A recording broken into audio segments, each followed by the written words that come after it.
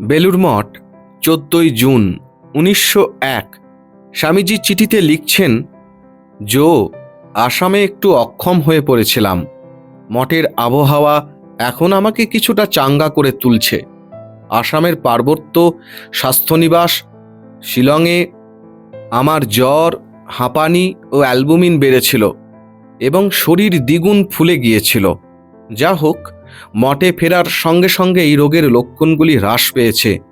এবছর ভয়ঙ্কর গরম পড়েছে, তবে একটুখানি বৃষ্টি নেমেছে এবং আশা হয় শীঘ্রই পূর্ণ বেগে মৌসুমি এসে যাবে। এখনই আমার কোনো পরিকল্পনা নেই, শুধু বোম্বে প্রদেশ আমাকে দারুণভাবে চাইছে এবং শীঘ্রই সেখানে যাবার কথা ভাবছি। এই যা, সপ্তাহখানেকের মধ্যে আমরা বোম্বে অঞ্চলে ভ্রমণের জন্য যাত্রা শুরু করবার কথা ভাবছি। জীবনকে আমরা যথেষ্টই দেখেছি, তাই নয় কি জো?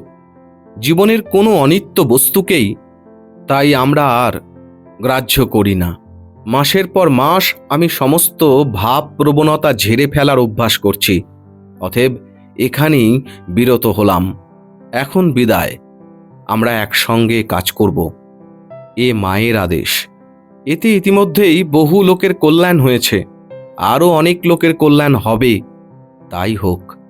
মতলব আঁটা, উঁচুতে ওঠা সবই বৃথা। মা তার নিজের পথ করে দেবেন, তুমি নিশ্চিন্ত থাকো। 1901 জুনের শেষ। বেলুড় মঠ।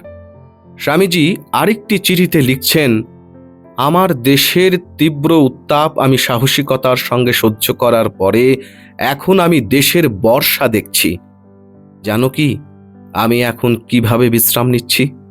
আমার কয়েকটি ছাগল, ভেড়া, গরু, কুকুর আর সারস আছে।